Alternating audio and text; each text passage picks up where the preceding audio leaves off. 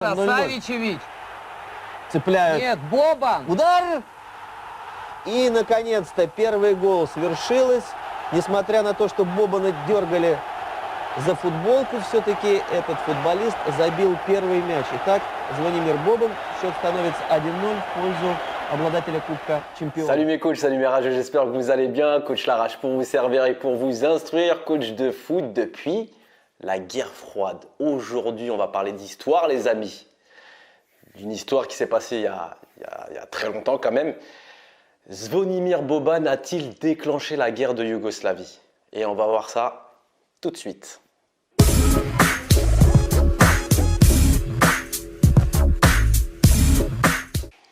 Alors, qui est Boban et qu'est-ce que la Yougoslavie? Il est normal que les jeunes de moins de 20 ans ne peuvent pas connaître. Mais avant de parler du joueur, on va s'intéresser à ce pays du sud-est de l'Europe qui a subi 3 mutations. La première Yougoslavie était une monarchie fondée en 1918 sous le nom de Royaume des Serbes, Croates et Slovènes avant d'être renommé Royaume de Yougoslavie en 1929. Son premier souverain était Pierre Ier de Serbie. Cet État existera jusqu'à l'invasion par les troupes d'Hitler en 1941. La seconde Yougoslavie sera fondée en 1945 sous forme d'une république fédérale à parti unique communiste gouverné par le maréchal Josip Broz Tito, et c'est après sa mort en 1980 que la montée du nationalisme dans les différentes républiques fédérées qui sont la Slovénie, la Croatie, la Bosnie, la Serbie, le Monténégro, le Kosovo et la Macédoine. Et la troisième Yougoslavie, formée en 1992 sur le territoire de la Serbie et du Monténégro, incluant le Kosovo et la Voïvodine, qui a été marquée par une série de conflits qu'on verra tout au long de la vidéo.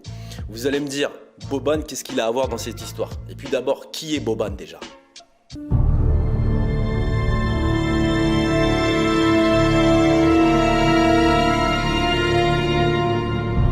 Zvonimir Boban est resté dans les mémoires comme un des animateurs du Grand Milan AC tout au long des années 90, mais aussi de l'équipe de Croatie. Il signe chez les Rossonero durant l'été 1991 qui le prête dans la foulée à Bari suite au quota extra-communautaire. Le temps de s'acclimater au football italien, il revient la saison d'après et devient un pilier au milieu de terrain avec les Italiens Demetrio Albertini et Roberto Donadoni, où il remporte ses principaux titres: Ligue des Champions, Super Coupe de l'UEFA, 4 titres de champion d'Italie, 2 Super Coupes italiennes. Il fut aussi finaliste de la Ligue des Champions en 1993 et en 1995. Une carrière exemplaire chez les Rossoneri où il devient un joueur mythique, disputant 251 matchs en 9 saisons pour un total de 30 réalisations. Il pliera bagage en 2001 pour le Celta Vigo et raccrochera les crampons en 2002. En équipe nationale de Croatie, il fera partie de la meilleure génération croate qu'elle a pu assembler avec notamment Davor Šuker, Robert Jarni et Robert Prosinecki en tête de liste. Il fut capitaine lors de l'Euro 96 en Angleterre où il termine quart de finaliste et demi-finaliste en Coupe du Monde 98 où il termine à la 3e position. Mais avant le Milan AC et la Croatie, Zvonimir Boban jouait dans un autre club et une autre nation, le Dinamo Zagreb et la Yougoslavie, et ses débuts furent controversés.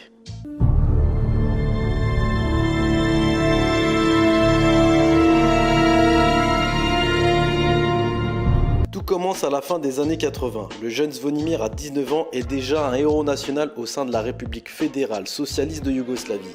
Il faut dire qu'il vient d'être champion du monde des moins de 20 ans au Chili. Boban est l'auteur du seul but yougoslave. Le football yougoslave est doté d'une extraordinaire génération avec Šuker, Mihajlović, Prosinecki, Mijatović, Savicevic, Jugovic et Dragan Stojkovic. Elle peut espérer voir arriver les grandes heures et pour le moment les joueurs ne se posent pas la question sur le fait de jouer avec des Croates, Bosniens ou Serbes. Regardez la joie de Boban, franchement. Vous croyez qu'il pense à tout ça? Non, il est fier de donner le premier titre de champion du monde à la Yougoslavie.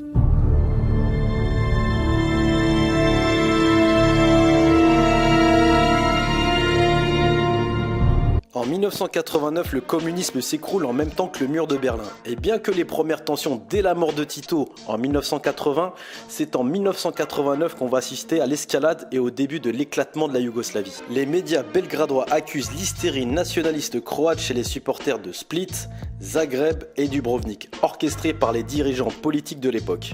Pendant ce temps-là, les supporters du Partizan et de l'Étoile Rouge de Belgrade mettent leur rivalité de côté avec à sa tête un certain Željko Rastanović dit Arkan.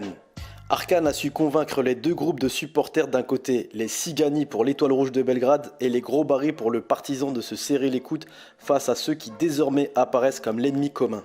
C'est dans ce contexte qu'a lieu au début des années 90 les premières élections libres en Yougoslavie depuis 50 ans. La majorité des votes s'est exprimée pour une indépendance de la Croatie. Le parfum de la guerre est dans l'air yougoslave.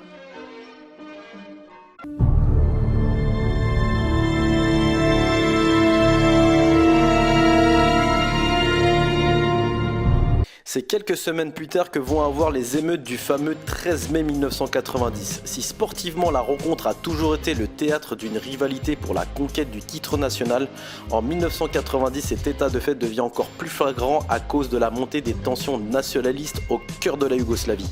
Une semaine avant, Franjo Tudman gagne les élections avec son parti de l'Union démocratique croate, dont un des buts est de réorganiser la Yougoslavie en confédération en jouant sur la peur du nationalisme serbe incarné par Slobodan Milosevic. Plusieurs heures avant le match, des affrontements ont déjà eu lieu en ville entre les supporters les plus violents des deux clubs. Toutefois, les faits les plus graves ont lieu dans le stade lui-même. Les déliés, surnom du groupe des supporters de Belgrade, commencent à se diriger vers les supporters de Zagreb en les menaçant de couteaux et en leur lançant des sièges arrachés dans leurs tribunes.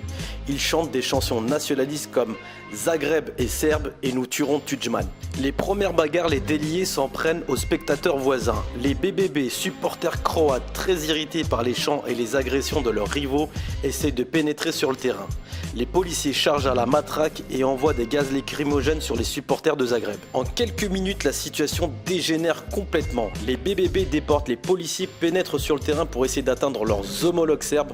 Pendant ce temps-là, les forces de l'ordre qui reçoivent des renforts contre-attaquent en utilisant des véhicules blindés et des canons à eau. La bataille va faire rage pendant près d'une heure. Une centaine de personnes sont blessées.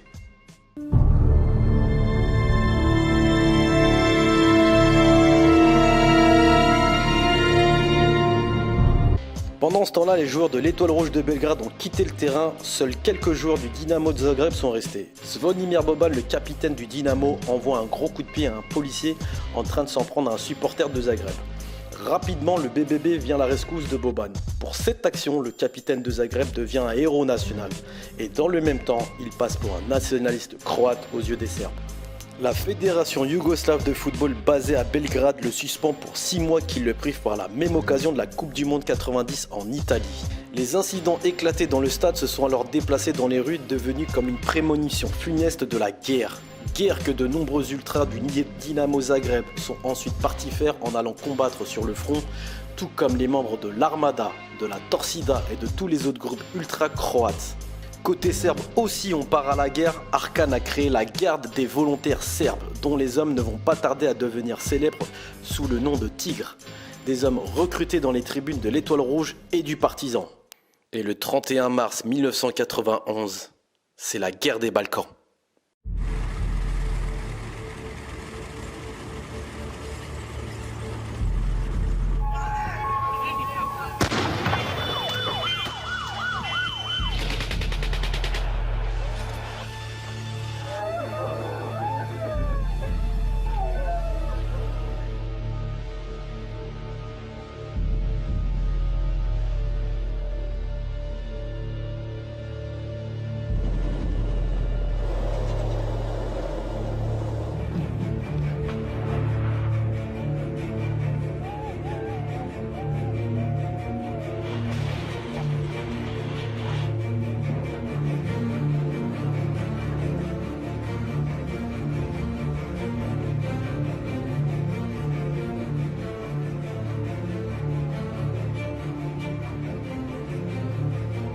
Nemojte da se neko djete izgubi. Ne bojte se ništa, niko vam neće ništa uraditi. Ovo je živ.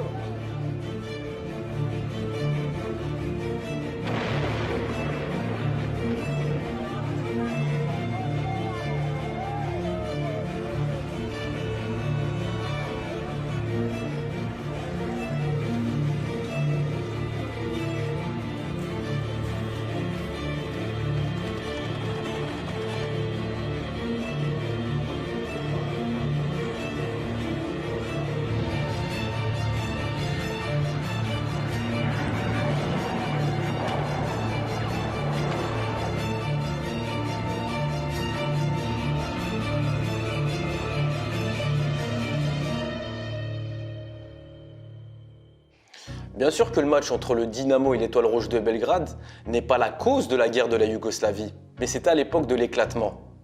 Alors que le pays se divisait et que les peuples qui l'a composé demandaient leur indépendance, les Serbes, eux, soutenaient la continuité de la Yougoslavie parce qu'elle était sous leur contrôle. Ce match est arrivé au moment où les débats s'enflammaient.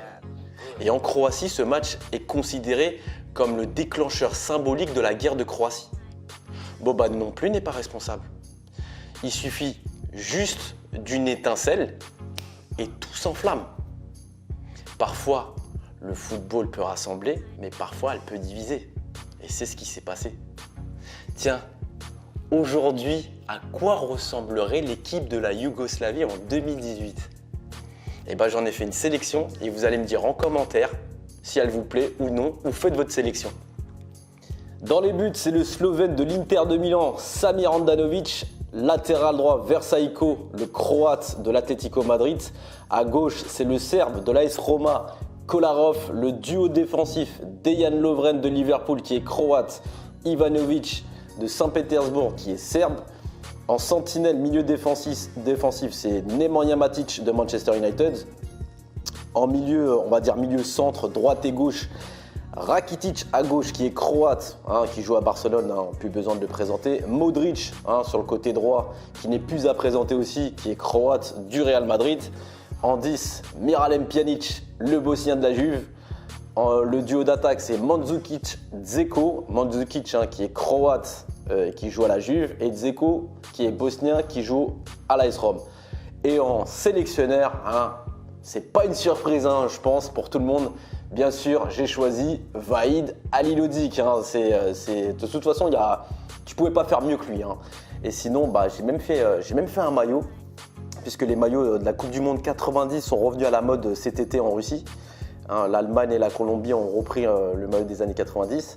Et moi, j'ai repris le maillot de la Yougoslavie de la Coupe du Monde 90, mais version 2.0. Et dites-moi en commentaire s'il est beau, ce maillot-là. Voilà. Cette équipe aurait gagné la Coupe du Monde 2018, c'est sûr. En Russie, ils auraient fait un carnage. Bref, en tout cas, j'espère que cette vidéo t'a plu. Mets un j'aime, partage-la, abonne-toi si tu ne l'as pas fait. Mets la cloche, comme ça tu recevras mes vidéos en direct, live. Et moi, je te dis à très bientôt avec d'autres stories parce qu'il y en aura beaucoup. Et moi, je te dis à la prochaine. Tchuss!